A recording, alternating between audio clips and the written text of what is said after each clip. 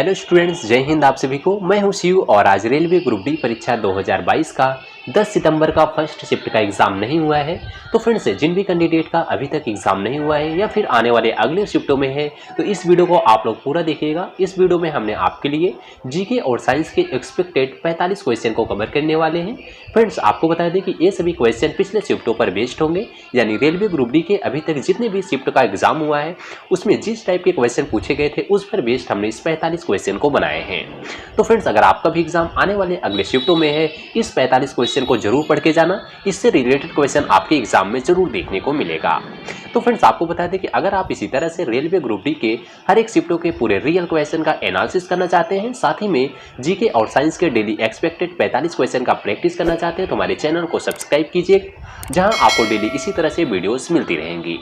तो फ्रेंड्स, बिना देरी के स्टार्ट करेंगे आज के पहले क्वेश्चन से। तो फ्रेंड्स, पहला क्वेश्चन है 2022 में राष्ट्रमंडल खेल का आयोजन कहां किया जाएगा। तो फ्रेंड्स, आपको बता दें कि यह करंट अफेयर्स का क्वेश्चन है। जैसे आपके एग्जाम में 5 से 6 करंट अफेयर्स के क्वेश्चन आ रहे हैं 2022 और 2021 के, तो इस वीडियो में भी आपको 2021 और 22 के 5 से 6 करंट अफेयर्स के क्वेश्चन दिखेंगे। उसके बाद आपको history, geography, static GK, current affairs और फिजिक्स, केमिस्ट्री, बायोलॉजी हर एक सब्जेक्ट से क्वेश्चन देखने को मिलेगा। तो फ्रेंड्स, आप लोग इस पूरे क्वेश्चन को जरूर पढ़ना, आपके एग्जाम में आपको बहुत ही ज़्यादा हेल्प होगा। तो फ्रेंड्स, पहला क्वेश्चन है 2022 में राष्ट्रमंडल खेल का आयोजन कहां किया जाएगा। यानी फ्रेंड्स, करंट अफेयर्स का क्वेश्चन है। आपको बता दें कि 2022 में राष्ट्रमंडल खेल का आयोजन हो चुका है, वो कहां हुआ था ये पूछा गया है।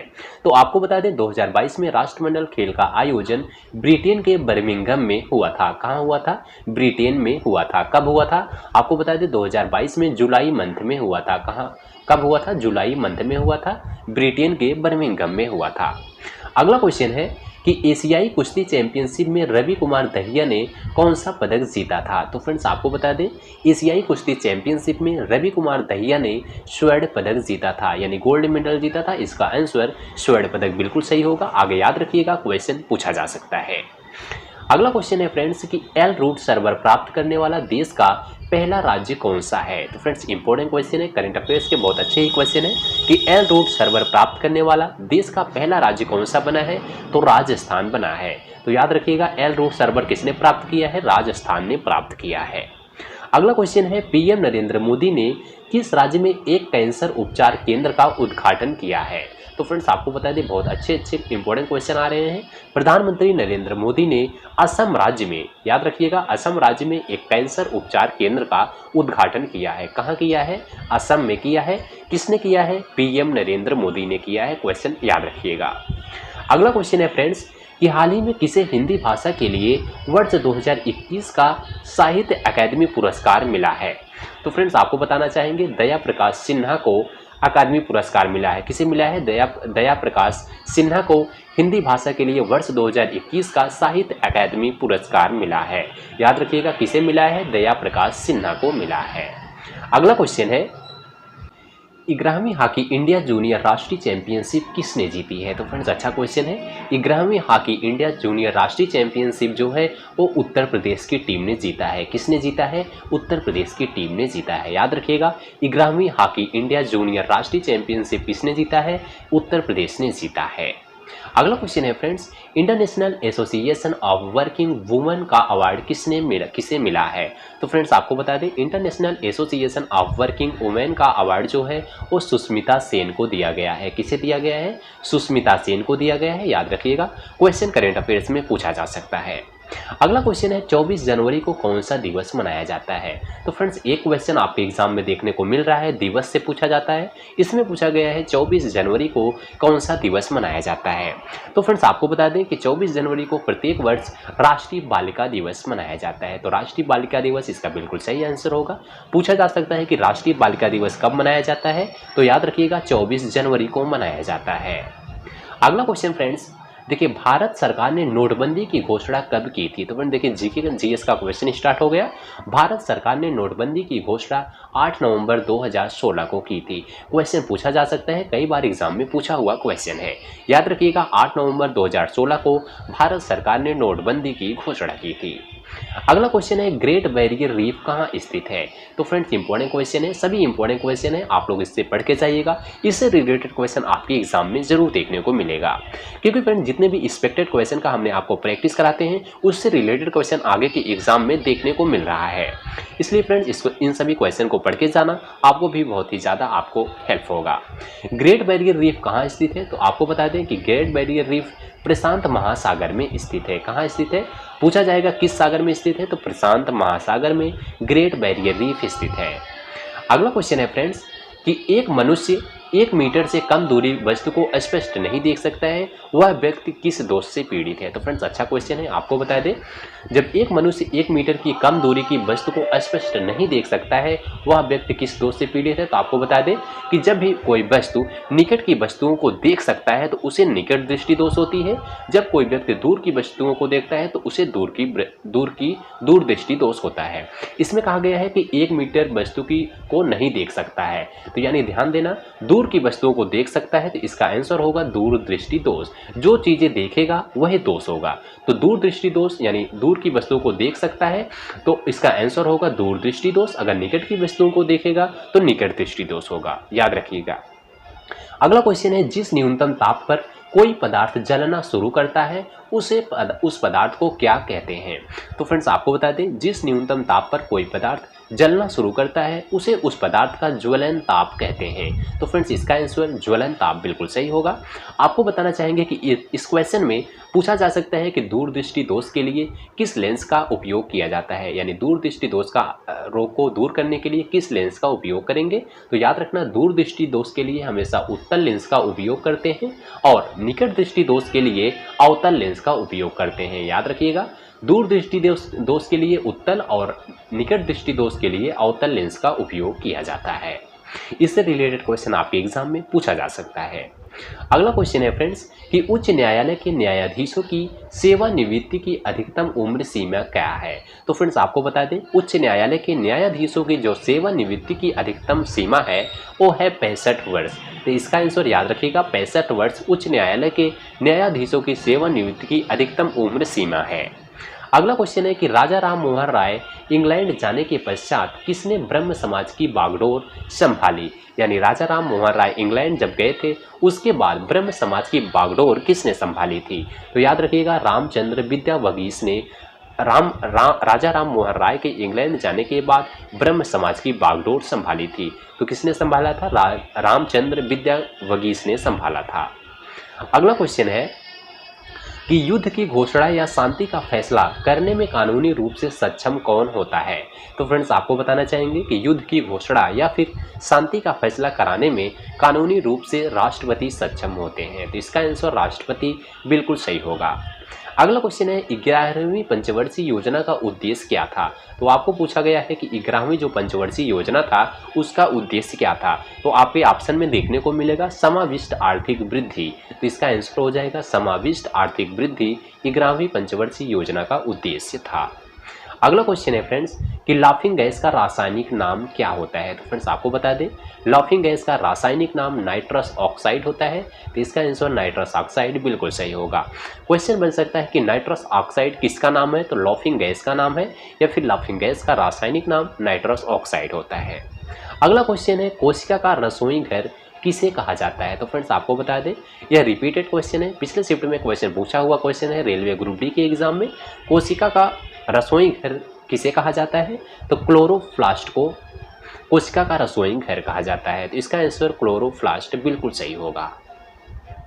अगला क्वेश्चन है कि पास आती हुई रेलगाड़ी की सीटी की आवृत्ति बढ़ती जाती है, ऐसा किस घटना के कारण होता है। तो फ्रेंड्स आपको बता दें पास आती हुई रेलगाड़ी की सीटी की आवृत्ति हमेशा बढ़ती जाती है, इस घटना का कारण है डॉपलर प्रभाव, यानी डॉपलर प्रभाव से पास आती हुई रेलगाड़ी की सीटी की आवृत्ति हमेशा बढ़ती जाती है।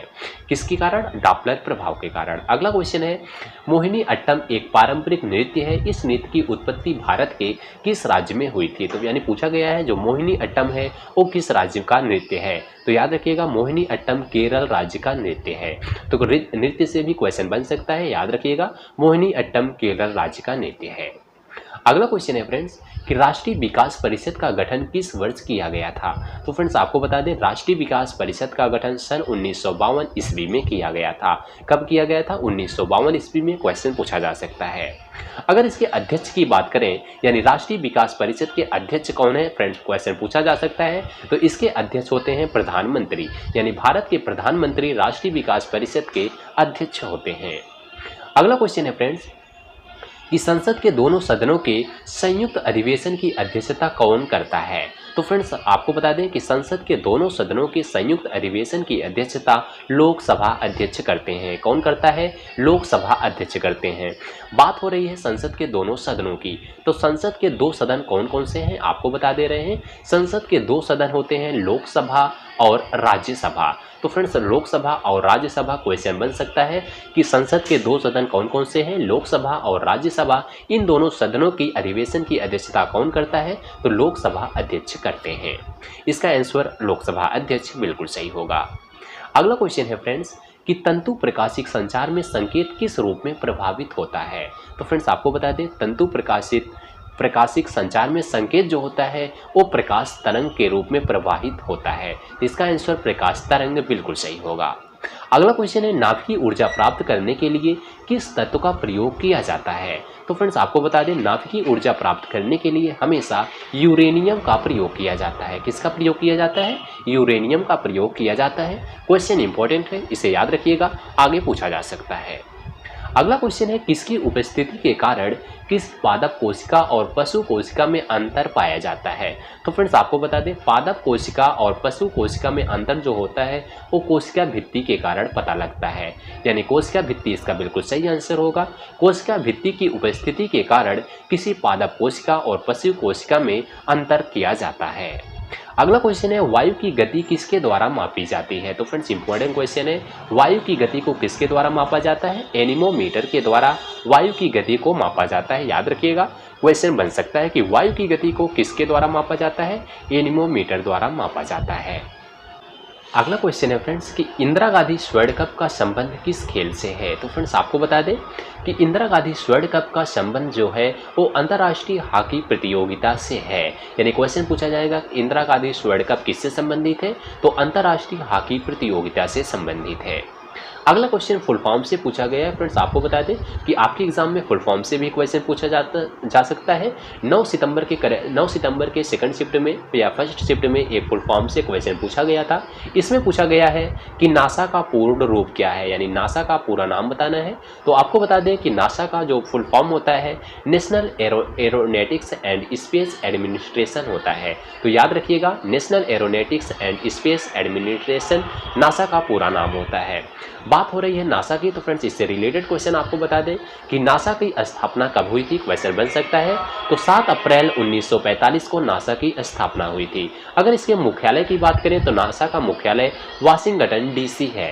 तो इसका मुख्यालय कहाँ है? Washington DC. इसकी स्थापना कब हुई थी? 7 अप्रैल 1945 को हुई थी।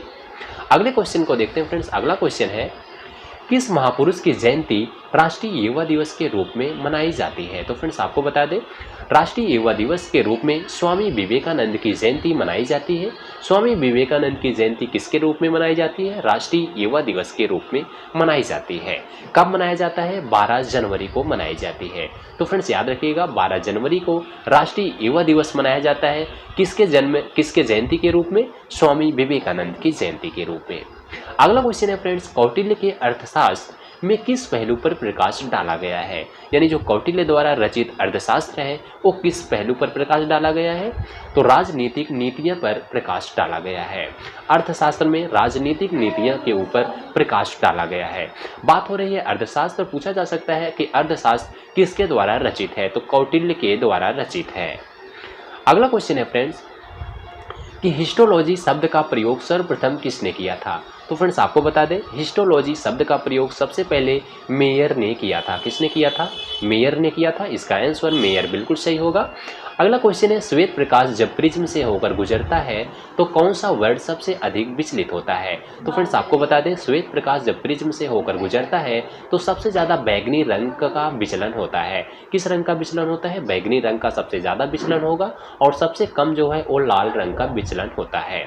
तो फ्रेंड्स आपको बता दें कि लाल रंग का तरंग दैर्ध्य सबसे ज़्यादा होता है, इसलिए इसका विचलन कम होता है, और बैगनी रंग का तरंग दैर्ध्य कम होता है, इसलिए इसका विचलन ज़्यादा होता है। अगले क्वेश्चन को देखते हैं फ्रेंड्स। अगला क्वेश्चन है, कौन सा यंत्र समुद्र के स्तर से ऊपर की वस्तुओं को देखने के लिए पनडुब्बी में प्रयोग किया जाता है? यानी समुद्र के अंदर से ऊपर की वस्तुओं को देखने के लिए किसका उपयोग किया जाता है? तो पेरिस्कोप का उपयोग किया जाता है। तो इसका आंसर पेरिस्कोप बिल्कुल सही होगा। अगला क्वेश्चन है, वर्षा की अम्लता किसके द्वारा मापी जाती है? तो फ्रेंड्स आपको बता दें, वर्षा की अम्लता को हमेशा pH मीटर के द्वारा मापा जाता है। तो इसका आंसर pH मीटर बिल्कुल सही होगा। अगले क्वेश्चन को देखते हैं फ्रेंड्स। अगला क्वेश्चन है कि निम्नलिखित में से कौन सा शहर अंगूरों की पैदावार के लिए प्रसिद्ध है? तो फ्रेंड्स याद रखिएगा, अंगूरों की पैदावार के लिए सबसे ज़्यादा बात हो रही है, तो सबसे ज़्यादा अंगूरों की जो पैदा होती है वो नासिक में होती है। इसका आंसर नासिक बिल्कुल सही होगा। अगले क्वेश्चन को देखते हैं। अगला क्वेश्चन है, विजयवाड़ा शहर किस नदी के किनारे स्थित है? तो फ्रेंड्स इंपॉर्टेंट क्वेश्चन है, इससे रिलेटेड क्वेश्चन आपके एग्जाम में पूछा गया था। और आपको बता दें, विजयवाड़ा की बात हो रही है तो विजयवाड़ा शहर जो है वो कृष्णा नदी के किनारे स्थित है। किस नदी के किनारे स्थित है? कृष्णा नदी के किनारे विजयवाड़ा शहर स्थित है। अगला क्वेश्चन देखते हैं फ्रेंड्स। अगला क्वेश्चन है, सर्वोच्च न्यायालय में न्यायाधीशों की नियुक्ति किस देश की न्याय प्रणाली से प्रेरित है? तो फ्रेंड्स इंपॉर्टेंट क्वेश्चन है, आपको बता दें कि सर्वोच्च न्यायालय में न्यायाधीशों की जो नियुक्ति है वो फ्रांस देश की न्याय प्रणाली से संबंधित है। किससे संबंधित है? फ्रांस देश की न्याय प्रणाली से प्रेरित है। क्या प्रेरित है? सर्वोच्च न्यायालय में न्यायाधीशों की नियुक्ति जो है वो फ्रांस देश के न्याय प्रणाली से संबंधित है। अगला और लास्ट क्वेश्चन देखेंगे फ्रेंड्स कि अंग्रेजी शासन के दौरान भारत के आर्थिक दोलन के विचार का प्रतिपादन किसने किया था? तो फ्रेंड्स आपको बता दें, अंग्रेजी शासन के दौरान भारत के आर्थिक दोलन के विचार का प्रतिपादन दादा भाई नौरोजी ने किया था। किसने किया था? याद रखिएगा, दादा भाई नौरोजी ने किया था। तो फ्रेंड्स आज के वीडियो में बस यहीं तक। वीडियो पसंद आई हो तो वीडियो को लाइक कीजिएगा। अगर आप इसी तरह से डेली एक्सपेक्टेड 45 क्वेश्चन का प्रैक्टिस करना चाहते हैं और साथ ही साथ रेलवे ग्रुप डी के हर एक शिफ्टों के पूरे रियल क्वेश्चन का एनालिसिस करना चाहते हैं तो हमारे चैनल को सब्सक्राइब कीजिएगा। मिलते हैं नेक्स्ट वीडियो में, तब तक के लिए जय हिंद, जय भारत।